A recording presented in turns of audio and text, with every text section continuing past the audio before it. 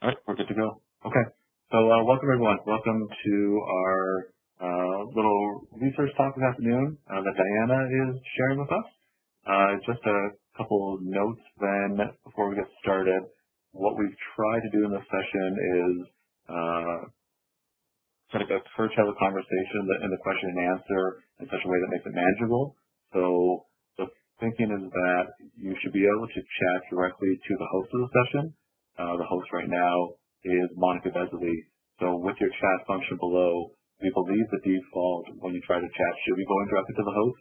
So at any point in time during Diana's talk, please feel free to put in questions.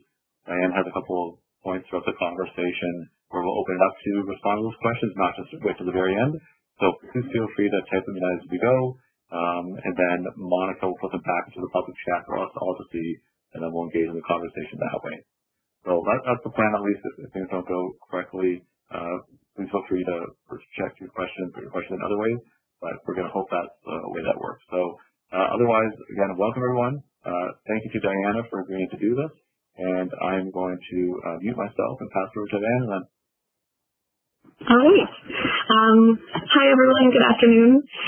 This was the talk that I was going to be giving at the UW Teaching and Learning Conference, which would have been yesterday in the alternate universe where everything is still normal. And I thought it was really timely and a useful thing for people to know because lots of people are thinking about maybe alternate ways of assessing students that would work well with the remote practices that we're all having to do with for the spring and fall. So key tidbit about myself, just in case you don't know who I am, I'm Diana Skrzydlo. I'm the director of the Master's of Actuarial Science program, and I'm a continuing lecturer in Stats and SI, and I've been teaching here for almost 13 years. Ooh, lucky 13. So just a quick outline for today. I'm going to talk about what exactly oral exams are, including the different types that exist. My motivation for why I started using them, which many of those reasons continue today, especially in the remote world. Of course, there's benefits and disadvantages, so we'll talk about those. And then I'll talk about the format that I use for my oral exams. I've been doing them since I started teaching. I've done a ton of them, and I'll say a bunch about how I do it, and not saying that you have to do it that way, but it's a useful format. I'll talk about some things that I've observed from the students and some things that they have actually told me about the process and recommend some best practices and in particular how we can implement it with remote teaching. And I have questions at the end, but I will allow questions in between. So at any point if you have a question, please type it into the chat and Monica will sort of curate the list of questions and I'll pause after each, like roughly after each couple of sections to answer questions. So, my experience with oral exams goes way back to the age of the dawn of time. When I was a grad student, I did a research project on oral exams as part of the certificate in university teaching. You had to choose a topic and do a research project on it, and I chose oral exams. So I did a pretty extensive lit review of what was out there. And coincidentally, that very same term, when I was a grad student, there was an oral exam in one of my courses. So I had the experience both as a student and then as a researcher. And then now, since then, as an instructor, I've given oral exams to, I've counted last night, over 400 students over the years in a variety of Stats and SI, mostly advanced-ish level courses. So I've got lots of experience both giving, researching, and administering oral exams. So I just want to start with a basic idea of what an oral exam is. There's lots of different formats, but the commonality is that there's a two-way oral communication for both the questions and the answers. So it's an assessment technique where the questions are posed orally and the responses are delivered back to the instructor orally as well.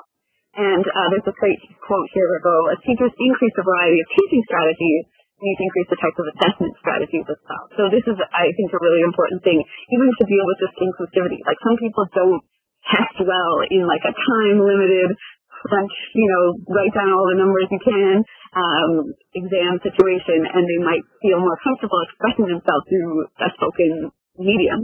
And so having a variety of assessment techniques, I think, is good for that aspect as well. I looked during my research at a large number of different types of oral exams that are out there. I'm not going to talk a ton about each of these things, but there are existing oral exams that we're very, very used to seeing, So obviously the one that comes to mind would be a thesis defense. So for a PhD or possibly a master's, someone has to present their work and answer questions about it. And that's one type of oral exam. Oral exams are very, very common in medical licensing. So in addition to having to learn lots and lots of stuff, they'll have to do essentially scenarios. So they'll have, fake patients or, actors playing patients, and then the doctors have to try to discern what is up with them, what treatment they might need, and that's not just judging their knowledge, but also their bedside manner, which is extremely important for a medical professional. So those have been around since the early 1900s, oral exams used in medical licensing, and there have been many studies done on them. They're generally more, that's not what I'm looking for, reliable than a similar length multiple choice test on that same kind of thing, because some things you can only demonstrate with actually doing it. Language courses as well. Right? If you're trying to learn a language, the best way to demonstrate that you can speak that language is through an oral exam. Some of the other options, though, that I didn't really know of and have discovered during my research is a viva voce, which is used at Oxford. And that's kind of for borderline cases. So if you don't pass your exam but you're close, they might do an oral exam on that material and just to make sure that, you do actually know what you're talking about. So it's kind of a follow-up to a written exam. That was also used by Bodecker. I think I was in a physics class where they were, if students wanted to, it was optional, they could one time during the term do a follow-up oral exam for a test that they didn't do particularly well on, or even if they did well on. You can have the exams themselves be optional. There's a great paper by Dressel that used that. Sorry, I can't remember the field that was in either. But it was interesting to see, of course, not everyone's going to choose it, and that cuts down on the administration time. But the ones that do choose it are going to prepare for it, so it probably is a good experience. You could use them in a small group setting. This is actually in the computer science course. Again, did that. And it was kind of interesting how it was administered, so I have the links to all of these papers in the references at the end if you'd like to look at that. So it sounds like a little bit unfair, but essentially there were small groups and there were questions with cards on it, and then whoever wanted to answer the next question could say, okay, I got this one. And so they would learn not just from the process, but from each other as well. And you could even do them in a large group as well. So that's a little bit about that. Now it was my first time where I was going to pause for questions. So Monica, if any have come in yet, there may not have been any, but if there have been any, I would be very happy to answer some questions now. So I'll give you a few seconds to collect. And if anyone does have any questions about any of these types or what an oral exam even is, please feel free to enter those in the chat and Monica will relay them.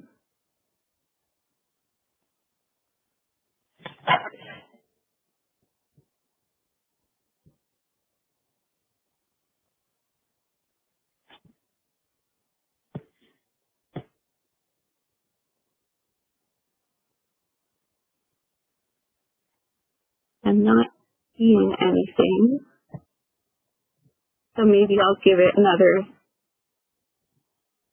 few seconds. There might be a little bit of a lag, so I'll give it another little bit, and then I'll keep on going. Okay, I think I'll keep on going. So next, I wanted to talk about my motivation for using oral exams in the first place. And basically, what it comes down to for me was some... Sorry, just 1 second. Yeah. We did get one question that came in. Oh, okay. Fantastic. Yeah, Okay. it was sent to me by Monica, but let me just share it back to you then. Okay. The question was then, are these exams always one-on-one between instructor to student, or are there other permutations of this examination structure for an oral exam? Fantastic question. So the way that I've done it, it has always been one-on-one, but you could do it in small groups. That might run into problems with it all being remote, but if you're going to continue doing this when you're back on campus, whenever that will be, then you could have a small group. So if you are interested in that, I'd recommend reading the paper by Caribbean, because it was really interesting how they did it. So you could do that, and then that would also cut down on the time that it would take. If you had, groups of 3 or 4, that cuts the time in quarter or into a third of the amount of time it would take. I've always done it individually, but you could make it work with a small group. Thank you for the question. Any others that have come in?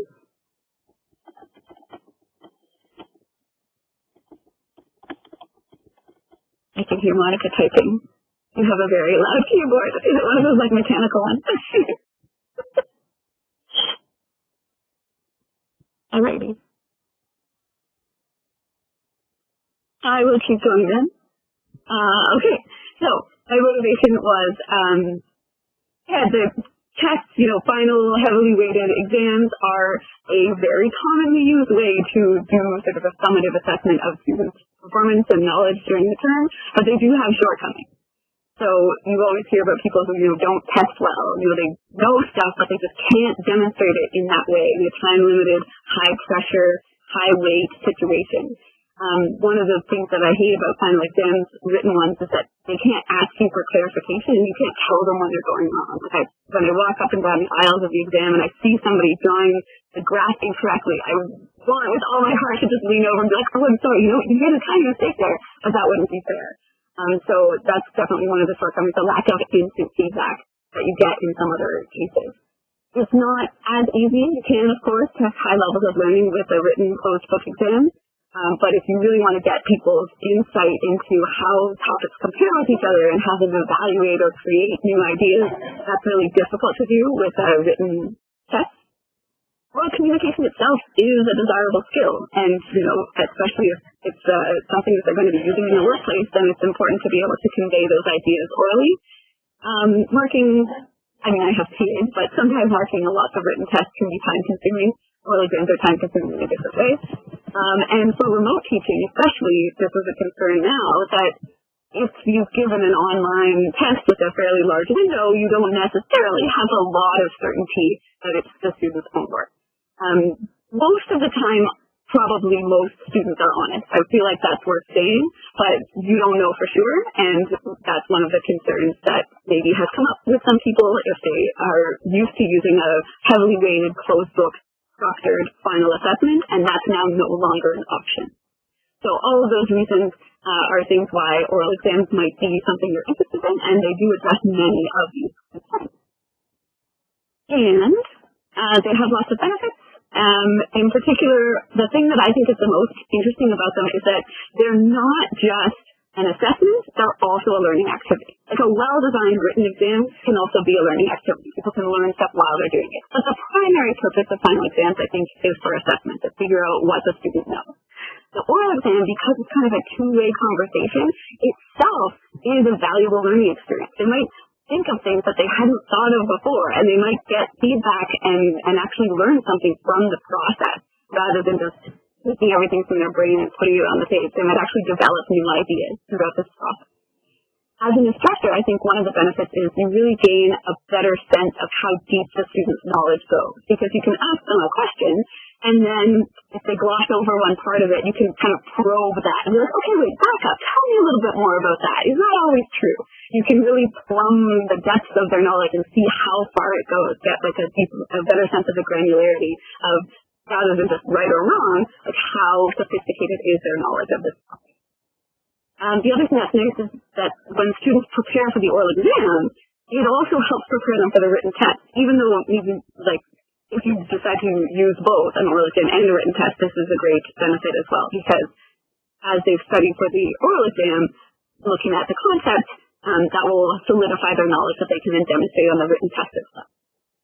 One thing that I didn't even think of when I started giving these oral exams, but turned out to be really neat, was that it essentially is kind of like the interview process. So a lot of times the jobs might have a technical interview portion where they have to explain technical topics, and students have told me that they've been asked questions in interviews with insurance companies that were literally the exact same question I had asked them on the oral exam, and they were ready. They were so excited. So that was kind of a neat side effect of this, is that it's kind of like a preparation for an interview. And one other thing I really love is just the ability to guide people in the right direction. So if they misunderstand the question, if they start going down a completely wrong path from what you meant, you can redirect them to the right thing that you meant. Or if they answer, very quickly and they don't really give a full fleshed out answer, you can say, okay, tell me more about this. Whereas on a written test, you can't go back and say, okay, let's try this again. So the ability to get the instant feedback is one of my favorite things about oral exams. They're not perfect, of course. They have some drawbacks as well, and I want to talk about some of those. Some disadvantages. The most obvious one is the language barrier. So if a student does not have English as their first language and they're taking an oral exam in English, that might unfairly disadvantage those students. Students might be nervous, especially because this is not a very typical form of examination in higher ed in North America. It is quite common in many other countries, especially in Europe. It's fairly common, but it's something that might be new to them, and so anything that's new, they might be nervous about. You could make the argument that it's not as objective, the grading, because it's impossible to, if you're marking written tests, you could blank out people's names and just mark it. You can't blank out someone's face when you're sitting talking to them. So there might be some objectivity. Sometimes people refer to the halo effect, which is where you kind of read more into the answers of students you already think are good. So they'll say something and it might not be complete, but you might think, oh yeah, they know what that means, rather than really making sure that they do. So you want to just be careful to be as objective as possible. A major disadvantage, of course, is that it does take a lot of time to administer, depending on how many students you have. And there are some concerns with academic dishonesty if the students, because they obviously cannot take them all at the same time. There's only one of you. And so if a student tells another student exactly which questions they had, then that's possibly something that you could be concerned. So these are, again, some of the things that are a little bit problematic about oral exams, but luckily there are ways to mitigate all of these disadvantages. One thing that I think is extremely important that helps with everything, especially the nerves, is to give students very clear expectations of what you want them to be able to do.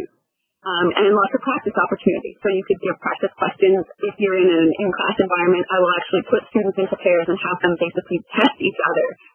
Or I'll give, practice questions to the TAs and the students can do like a mock oral exam. So just giving them lots of time to prepare and so they have clear expectations. That will go a long way to reducing the nerves. For objectivity, I think it's really important to have a clear marking scheme in mind in terms of the one that I use is basically I'm expecting 5 points that they need to make, and if they make 5 points, great, they get 5 marks. If there could be more than 5 different things that they could say though, so if I have to sort of give them a little bit of a hint towards something, then they can get a half point for that. So if they make 3 points on their own and 2 half points, like 2 points with a hint, then they get 4 out of 5. Whatever you want to do, you can have various types of rubrics that you can look at. One thing that also helps with nerves and objectivity is just not having it to be too heavily weighted.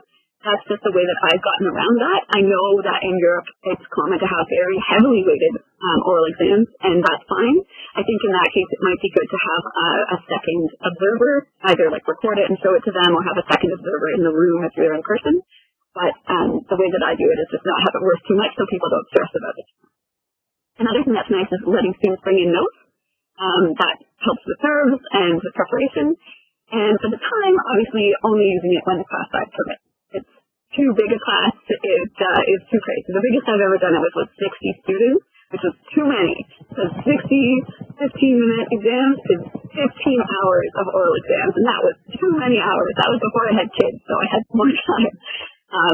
Another thing, of course, is you could make it optional, and then only a subset of your students can do it. In terms of the academic integrity issue, I get around that by creating a bank of questions, and then I'll randomly select the questions for each person. So even if they do talk to someone else, they might have maybe 1 or 2 questions in common, but when students talk to each other about the course material at a high level, I think that's good. That's learning. So having a little bit of overlap is okay, and not knowing exactly what the questions are going to be reduces the academic dishonesty. So those are some of the ways, again, that I get around some of the disadvantages. And I would like to take the opportunity now to, again, pause for questions. If anyone has any or has been putting any in over the last few slides, I would be very happy to answer them now.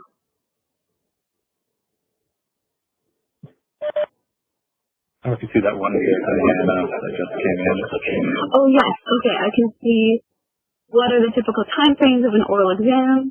Oh, that was just privately to me. Okay. 15 minutes for student 10.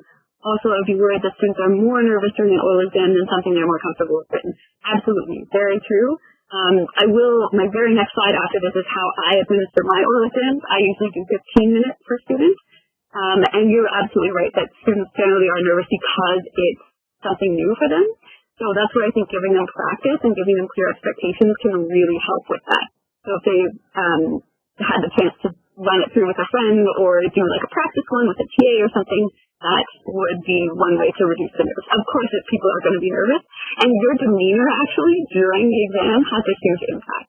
Like if their first question, if they completely tank on it, and you look at them like, then obviously they're going to be more nervous. But if you're like, that's okay, we can skip it, we can come back to it, I think like giving students encouragement and giving them hints to get things going, and maybe starting with an easy question is nice too, just to get people's confidence up. Almost all the time, students kind of warm up over the process. I see another question here. Diana, have you ever conducted an online oral exam? I had not. This will be my first time doing it. So I do have a little bit more to say about how to implement it online or with remote teaching. So I will come back to that idea, but that is a great question, and hopefully I will soon, but I haven't yet. I see one more question. Question on the language barrier. With oral exams, do you find the language barrier better or worse than with writing? Might it apply to both? That is a really excellent question. I have always, in my written final exams, I always include about 20%, sometimes higher for fourth year classes. 20% of the marks are for things that require people to express things in sentences. And I teach math. So it'll be like, do this calculation for this pension plan, and then what are the concerns with this person's health or something. So like something that requires testing higher levels of learning and expressing answers in a written form. So I already do that on the written exam. And you're right, I guess that same concern would be there. I think that's a really good question. I think people are more self-conscious about speaking than writing, but it's way less noticeable when you're listening to somebody versus when you're reading, if their grammar isn't perfect. It's so much easier to communicate verbally, orally with someone, because if they see your face and they realize that they, haven't explained something adequately, they can rephrase it, or you can ask. So I think the two-way nature of it, you're right, it maybe even is less of a barrier, because you can communicate in other ways. Like people can use body language, you can sketch a graph, and so that all of those aspects of communication help when you're doing sort of a one-on-one oral versus when you're just writing. So I think from the instructor's perspective, the barrier is actually less for oral, but from the student's perspective, a lot of students are really self-conscious about the way they speak, and so for them it might be more nerve-wracking in that sense, whereas it really isn't as much of a barrier. Fabulous question. Okay, a couple more. Do you have a good way to have students show a calculation in an oral exam setting in an online setting? That is an interesting question. When I do my oral exams, I'm going to talk about it in just a second, I focus not on the calculation part, just on sort of the more conceptual material, but I'll maybe think of some ideas for that. Do you have a suggested guideline of how heavily a final oral exam could be weighted? I'm thinking about doing this in the spring, I was saying about 30%. Is that reasonable? That, I can't say yes or no. It would depend on so many things. When I do it, it's usually not particularly high, and that's one way that I sort of get around the nerves. But in a remote teaching, it might need to be higher if you want it to be. I can't say yes or no. 30 sounds fine to me, but it would depend on so many things, including like the level that the students are at and the nature of the material. So maybe I can talk about that a little bit more, and other people are welcome to give their thoughts too. Fabulous question. Okay, Diana, would you consider a project or short paper presentation as an oral exam? Not the way I've defined it. So the key for an oral exam is that there's two-way verbal communication. So I think those are extremely valuable. Projects and short paper presentations are extremely valuable assessment techniques. So if you want to use those, 100% do use those. I think it's different, though, than what I mean by an oral exam, which is kind of questions and answers going back both ways, more like a conversation. I'm not the boss of what constitutes an oral exam, though, but the way that I think of it, I wouldn't consider that one. Okay, this is fabulous, all these wonderful questions. I am going to keep going for now, and then we can come back to any of these. I have accidentally clicked with my mouse. I will clear that away. Okay, here we go. So I wanted to talk about the format that I use for my oral exam, and I want to give a huge caveat, which is that this is what I do, not what I'm saying you should do. This is just what I have used that I found to be an effective tool, but if anything of this sounds like it wouldn't work for you, please feel free to change it. This is just what I do, not what is best or anything like that. So the way I do it is that it's worth only 5%. More for graduate students, I think 10% or 15%, I can't remember. And of course, if you're doing this remotely and you're putting this time into it, it might be 10, 20, 30 even, might be appropriate depending on the situation. I have my exams be open book. People can bring in whatever they like, just again to help with nerves. And I give 5 questions, each out of 5 marks. My time is 15 minutes, and people can just schedule individually based on what works for them or what works for me. And the key sort of implementation details that I use is at any time during the exam, the student can ask for clarification, or I let them know that I may ask follow-up questions. So there can be requests for more information from both sides. We can also skip a question and come back to it later if people are perfectly allowed to do that. I do use a randomized bank of questions that I've created, and I'll tell you in a second how easy it is to create questions. And I draw from that bank of questions in a way that covers the course topics equally.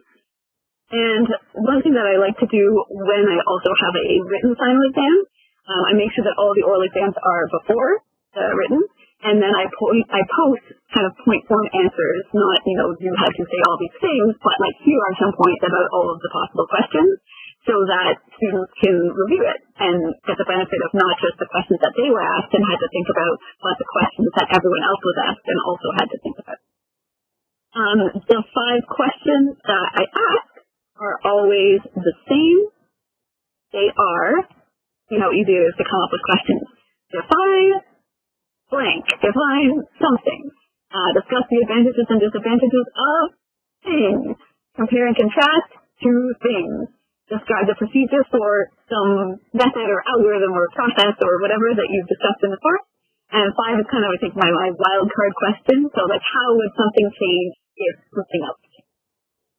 So the students are told they'll be asked 1 question of each type, and I literally tell them, if you want to make up some practice questions, go to the textbook or your notes, open it up to a random page, point your finger at the page, and then there's probably a question you could make up about that.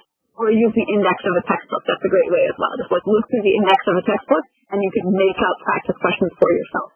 And I encourage them to make up sample questions and quiz each other. When we have class, I actually do take 1 tutorial period to do this, to have people practice with each other, and then see how far they can get in 3 minutes, because 15 minutes, 5 questions, that's on average 3 minutes each, so I basically try to get them to say everything you know about this in 3 minutes. And it's good for them to try it at least once before the official exam. So again, the question types, it's so easy. Just think of anything to fill in the blank. So we could say, if we're talking about today's presentation, define an oral exam, or discuss the advantages and disadvantages of oral exams. Compare and contrast oral exams versus written exams. Describe the procedure for, I guess that's kind of oral exams, and you can fill it in anything. And how would oral exams change if they were in person versus online, or something like that. So whatever topic you teach, I teach again statistics and actuarial science, but any topic you teach, it's relatively easy to come up with questions like this. Again, not that you have to do it this way, but this is a nice framework that will probably let you get something about everything you care about in your course. Just an example from the courses that I've taught. If you are not from stats or exercise, feel free to just switch off your brain for the next 10 seconds. So some definitions, advantages, disadvantages, comparisons, and describing the procedures for various things. And here are some statistical things. So it's pretty neat, actually, because my favorite one was compare the binomial versus the Poisson distribution. People are just, really good at coming up with differences between things. But when you ask them to come up with similarities, they're like, oh, how are they similar? It's hard to get that, and people really do think it's kind of neat to see their brains recategorize information in real time. So again, if this made no sense to you, no worries. Whatever your field is, you can hopefully come up with some important definitions, some things that have good and bad things about them, some things that have things in common and have things that are different from each other, and some processes that you want them to be able to understand, and then some wildcards of something. All right. I think now is as well where I was going to pause for questions one more time before the very last time. So I'm happy to take them now. If you have any, I might go back to some of the ones that were asked before to see if I answered them already.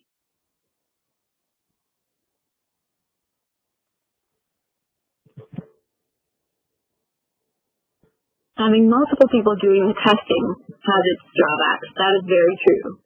Yeah, so the way I've done it, I administer all the tests myself. But if you wanted to reduce your load and you were lucky enough to have either co-instructors that you trust or TAs that you trust, then that would be a natural way to kind of distribute the work between multiple people. That would be really, really nice to be able to distribute that. What I think you might want to do if you did that was have maybe some kind of calibration meeting. So like record everything for sure, and then have, okay, you're saying sort of 5 to 8 testers, sure. So have a meeting with the 5 to 8 testers and decide, what are you looking for? How much help are you going to give? And then maybe the first, 3 exams by each person, multiple people grade so that we get a good benchmark for, what is a 5 out of 5? What is a 4? What is a 4.5? So I think it could work. You're right, absolutely, Rosita, that it has some drawbacks. But I think with good calibration, you could probably do it. And that would, again, obviously, if you've got 200 students, you can't do them all yourself. And so distributing the workload in that way might work. It's kind of a thing when you're marking, too. Like if you're marking, Math 135 where there's 1,600 students, there's obviously going to be multiple people marking the same question. And so having a meeting and looking at a small sample and then seeing how kind of ironing out what are the conditions to get a perfect or whatever on each question is important in that case.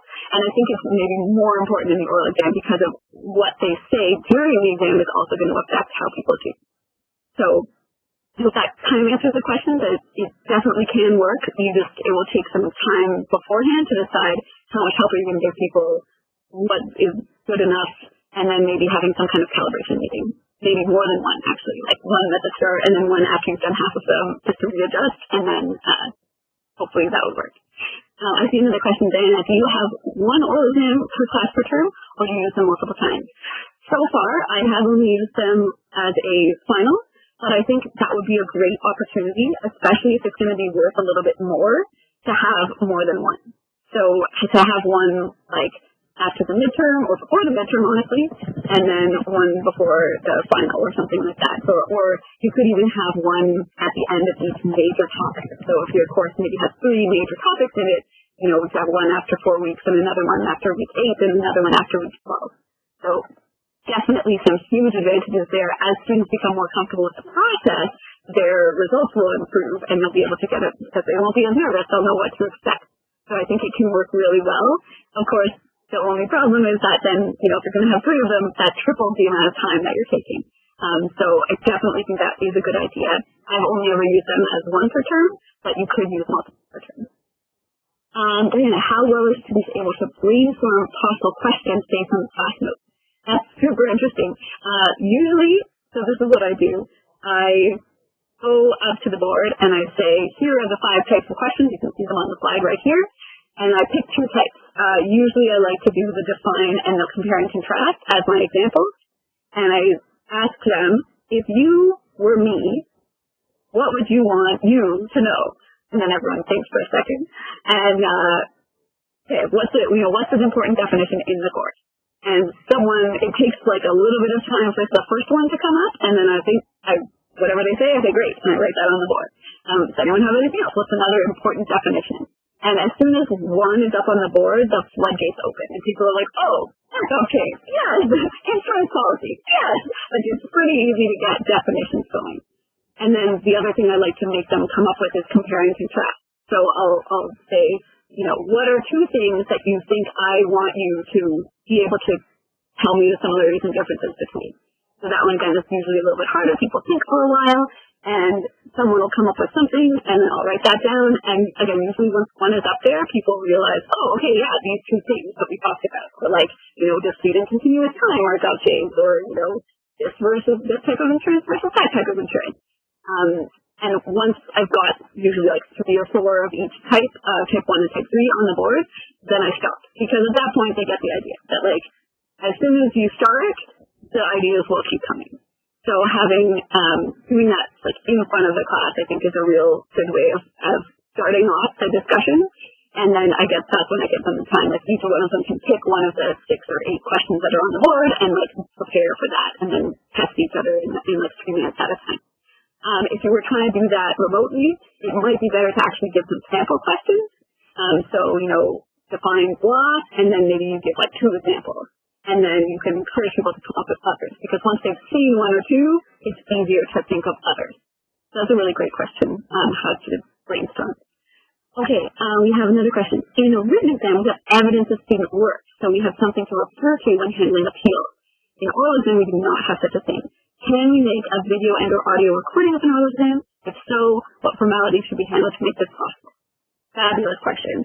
I was really concerned about that when I did oral exams for the first time, that someone might challenge their grade based on that. One way that I kind of minimized the risk of that was to make it not worth very much, but that's not the only the way to do that. The other thing I do when I did the oral exams, I would take very detailed notes about what the student was saying. And then because of the rubric that I had, so there was like a full point for coming up with an idea on their own and a half point for coming up with an idea with a hint. I had a little shorthand, so it was like a check mark and like a weird little hash check with a V kind of, if it was a half point.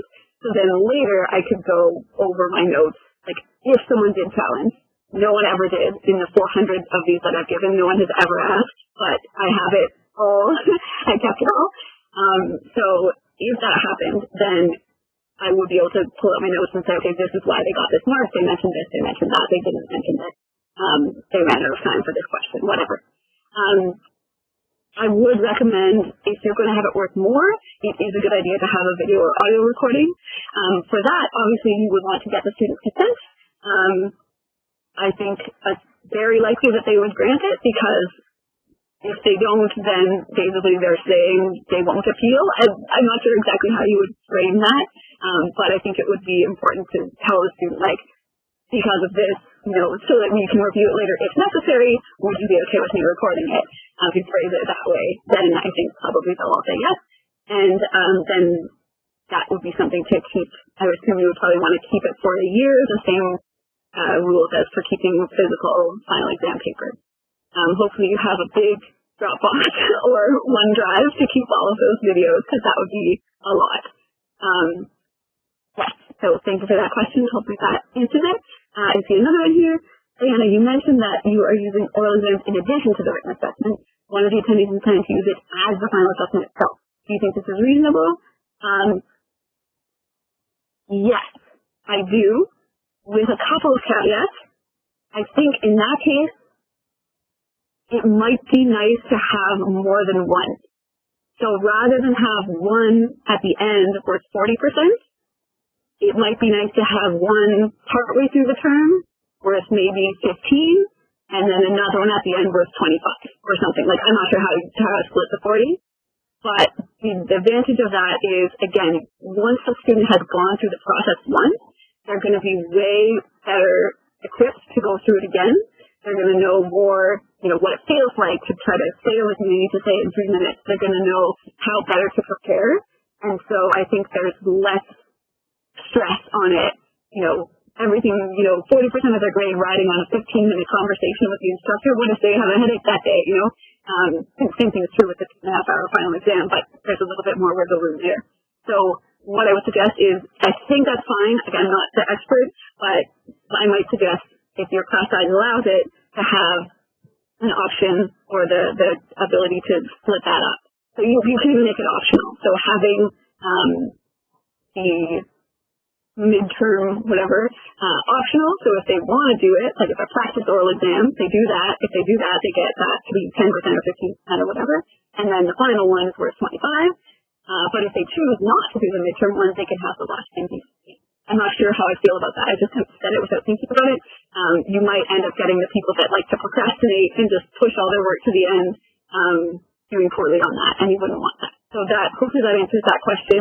I think if you have clear expectations, a good solid rubric that you're going to follow that's as objective as possible, a good idea to have recording if it's going to be worth that much of the exam, and either like splitting it up into two or giving people practice, then I think there's no problem with having it be worth 40%. And like European universities have 100% oral final exams sometimes. I don't think that's common to go that extreme, but they do exist. And so those might have multiple examiners. So hopefully that answers that question. Diana, when do students get the oral grade and feedback? Okay. Because of the way I use them, I consider that as part of the like final assessment of the course. So I don't release the grades for the oral exam until the end of the final exam period. So I basically follow the rules that go along with releasing written final exam grades. They have a pretty good idea of how it went, honestly. I'd say 90% of people have a really good idea of how it went.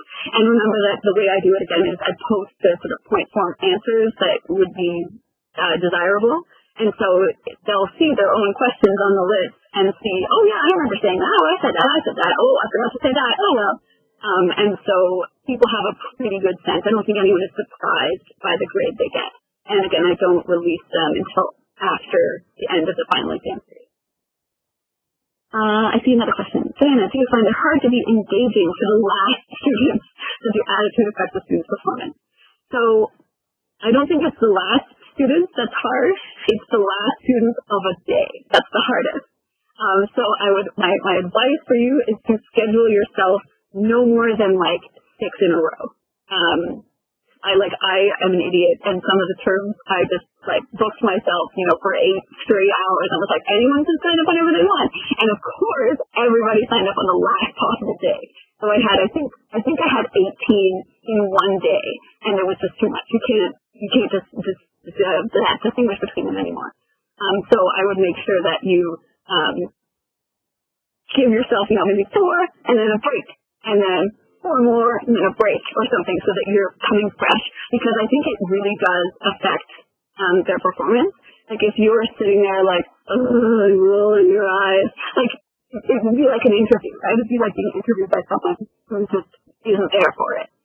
So I think it is important to be engaging, and so that when you're scheduling it, make sure that you give yourself enough time, breaks in between, so that you're not completely stuck dry by the end of it. The thing is actually, when they go well, it's engaging for me. Like it's energizing for me to see how much they've learned and how cool the stuff they think about can be. Like I find it really exciting sometimes. When it's bad, it's like pulling teeth. Just please give me anything. Give me any excuse to give you a mark. Like you're just giving your energy and they're just not responding. So a bad one can really kind of suck the energy out of the room. But most people do prepare pretty well. And those ones can be really, really insightful and enlightening and fun. Because it's a conversation. Like you're not just, deliver this information to me. Okay, here you go. Like it's a conversation. And when they say something neat, you can actually legitimately respond. Wow, that's a great point. And then they feel good too. So I think it is really important to have enough energy that you can be engaged in that process. And don't schedule yourself crammed full so that you lose your attentiveness. Another one just came in. Primary goal is to avoid students collaborating excessively or having someone else actually do the course for them. There are still ways students can find ways to get assistance during an oral exam. What are your thoughts on this? So, it's pretty obvious if someone is saying something that they don't actually understand. Or reading from a script in their head that someone else has written. And that's where I think the follow-up questions, I would take more liberties with if you suspect that someone is just reading something that someone else wrote, you can interrupt them and say, that's really great, can you tell me more about this? So try to get them off their script if they literally, like, if you don't think that they're actually speaking from their own experience or knowledge. The one thing, though, I think, if a whole bunch of students got together, like 5 students got together, thought of every single question that they thought I could conceivably ask, wrote down or discussed amongst each other ideal answers to all of those questions, and then memorized the script with all of those answers, I would say they learned a lot. Like, I would say that's learning. They've done it. So I'm not too concerned about someone, like, having some help in terms of developing the answers to those questions, as long as they really do understand it. And that's where you can probe if you think that they're just saying something without understanding what they mean. So you can ask them to expand on something, or, like, you know, if you're talking about the advantages and disadvantages of something, you can be like, okay, but what about from this other perspective? So advantages and disadvantages of a pension plan from the policyholder's perspective are going to be different from the employer's perspective. You can flip the script somehow, and just make sure that you're sure that they know what they're saying. So does that kind of answer your question? I think if someone really did do all of that work to cheat on an oral exam, then you've tricked them into learning. So yay! Does that make sense? Hopefully. Saying, is it worth doing a video assessment versus an audio assessment? Thinking of file size. Yes, that is a very, very good point. Diana, are you an extrovert? Yes. That should surprise no one. Do you think the introvert extrovert dynamic affects things? I think you could still give a very useful learning experience that's engaging, even if you're not an extrovert. I don't think that, certainly my enthusiasm comes through, but you can be introverted and enthusiastic too. So, my husband is a very, very strong introvert, so I'm trying to imagine what he would be like giving an oral exam to someone. I think it would be great. I think it would work really, really well, no matter who you are, because you know the material and you care about the material. And if you've designed questions that will engage the student and get them to learn at higher levels, then you will naturally be, like, impressed when they come up with something cool, and you will want to draw more out of them if they give you an unsatisfactory answer. So I think regardless of your personality type, I think you can deliver oral exams well and administer them well. All right. Okay, I want to move on because I know we don't have too much time left, and I want to leave some more time for the questions at the end. So I'm going to just jump ahead. We already talked about this. Oh yeah, so this was where I was going to jump to. My observations of the students during the exam. A lot were quite nervous at the start, and many of them even said, oh, I'm really nervous. But as soon as the first question was over with, or even in the middle of the first question, when they saw that I wanted them to succeed, like I would give them hints if they needed it, they calmed down really quickly, and everyone pretty much warmed up throughout the process. A lot of them mentioned that it was good practice for interviews. They really liked the immediate feedback that I would give them. So if they started going off the wrong track, I would just be like, okay, well, let's come back over here. And they really liked that instant feedback, because when you're writing a final exam and you have no idea whether you're getting it right, that can be really nerve-wracking. So getting them back on track right away is valuable. I find it really, really valuable to assess their learning. Like, I think I can learn more about what someone knows and the depth of their knowledge in a 15-minute conversation than I can in a 2.5-hour written exam, easily. I don't know if that's true, but I feel like that's true. And sometimes they really do come up with amazing connections and ideas and advantages and disadvantages that I never even thought of. So then I feel those when I add them to my list. But it's really cool to see what they can come up with when you let them explore these topics. A very small number of people clearly did absolutely no preparation, and it's extremely obvious and really painful. And a couple of times, maybe 5 times total out of the 400, I've just stopped the exam and said, we're done, come back tomorrow when you're prepared, and just given them a 24-hour extension and just sent them away. And then they came back the next day, I gave them 5 new questions, and they all really came through. because, I mean, they know they're doing badly. It's just embarrassing, and there's no point prolonging the misery of that. It's just so uncomfortable for both of you. So in extreme cases only, I would just say, forget it. Let's call it, go away, come back in 24 hours. So a couple of observations from the students. I'm not going to read all of these, but there are students. This was comments that people gave after they were no longer my students. So they're not just saying this to butter me up. But people mentioned lots of really nice things about, not just be able to do the math, but to explain concepts. They found it a positive experience. They liked that we provided guidance. I like this last one, my favorite, because I actually had to learn to understand the concept in order to communicate them effectively. It sounds like I tricked them to actually learn. A few more, just a lot easier to understand the formulas if you understand the underlying idea. Really helps the students. I love it. Showing the importance of communication. It's, how you assess your students is what they're going to interpret as what is important. So if you make this a big part of the assessment, then they'll understand that this is an important thing. Someone recommending they spread it to the whole department. So yeah, let's do it. And interpretation of concepts. Alrighty. So finally, just wrapping things up, I know I've gone longer than I meant to, I'm sorry. My recommendation is to give students guidelines. Very clear, however you want to do it, make it clear what you want them to do, and if you can, practice opportunities. Someone mentioned, can you get people to do calculations orally? That's really difficult. You kind of have to focus on more of the conceptual stuff, and maybe test the calculations through a different medium. Obviously, you want to try and take as many steps as you can to minimize those disadvantages, and emphasize to the students the value of this process, not as just an assessment, but as something that will help their learning as well. One thing that students have told me is my exams are just completely open books. I could bring in absolutely everything. And they said, I wish you had limited us to, a few pages because it's too hard, it's too much when you have everything. So I do this now. I suggest that they prepare some summary notes, but they are still allowed to bring in everything if they want. So it's not like a limit, but more like it's a good idea to do that summary yourself. And if you can, it's nice to balance the coverage and difficulty of questions. So the way I do it is I've got 5 question types.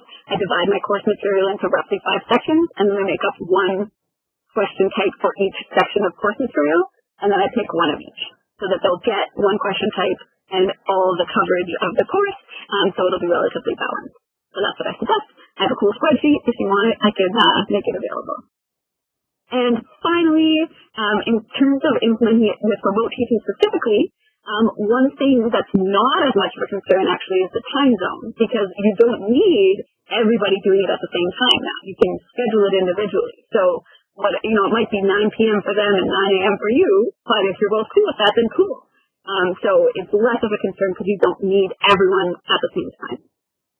One of my colleagues loves this site, youcanbook.me, and so that's really, I think they have a free 14-day trial, so if you want to start that right before your final exam period, go for it. A low bandwidth option, which would be really valuable, is to do it audio only. So rather than a video chat, do it with either a phone chat only, like a literal phone, or some kind of web-related audio only channel. For people that are teaching larger classes, I have a few suggestions about how you can still use it. So you could use it just for borderline cases. So again, if someone does, below a certain threshold, say below 60 on the midterm, then maybe you get them to come in and do an oral exam, just to make sure that they brush up on that stuff. You could also do it as a replacement for a missed assessment. So if you miss the midterm, then you have to do the oral exam as well as the written final or whatever. The other thing is you could just make it up to you, and if you have any concerns about the integrity, you can be like, okay, you have to do an oral exam.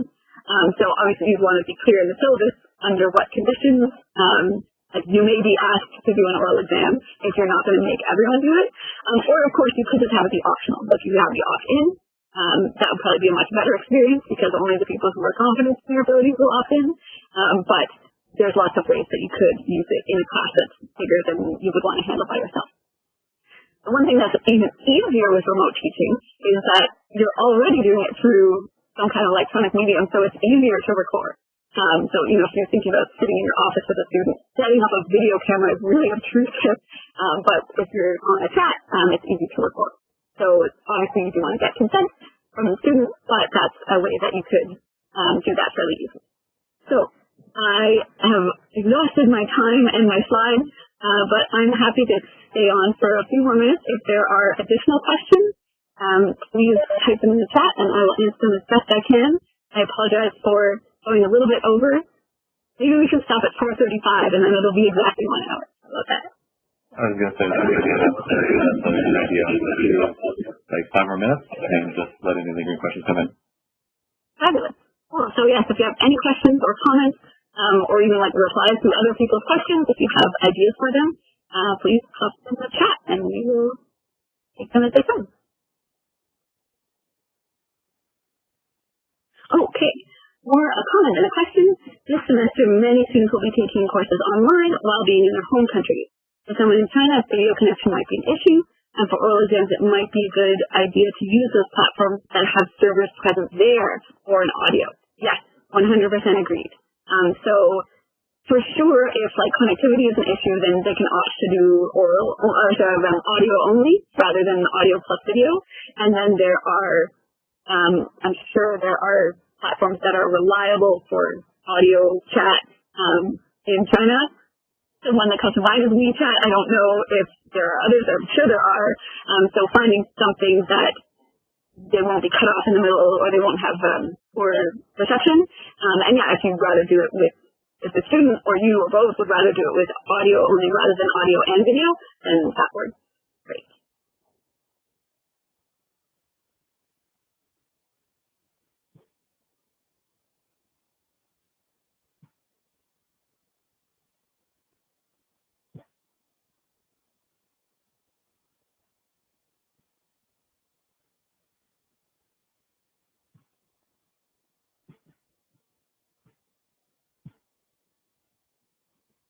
So any further questions? Sounds like that's it. Well, I hope that I've maybe given you some ideas. If you want to use them, I'll make sure, so I know this is going to get recorded and posted somewhere. I'll see if I can get my spreadsheet that I use to generate questions posted somewhere where you can access it. At the very least, I can put it on my website, which is uwca.scholar/DKChizho. And if you have questions about your specific situation, send me an email, dkchizho@uwca. Here on Twitter, I'm @AskIProf. I don't use it much anymore, but I used to.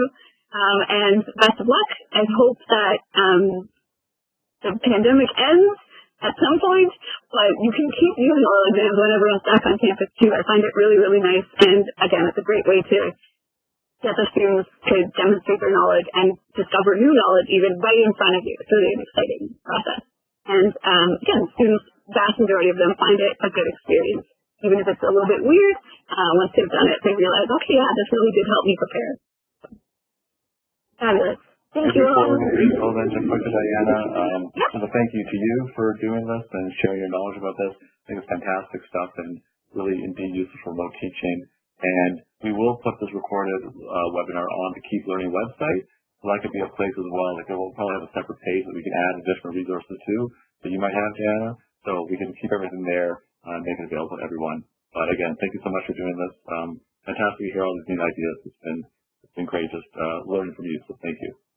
Cool, thank you so much. I do have as well the references here. I forgot to mention that. So these are the ones that I referred to in my talk. There's other stuff out there. A lot of these are kind of old, but I'm sure there's been more recent stuff, but this is just back from when I did my research project on it. I encourage you to check those out if you want more perspectives other than just mine, of course. And yeah, have a wonderful day, everyone. Thanks, everyone. Thanks, Diana. Thanks.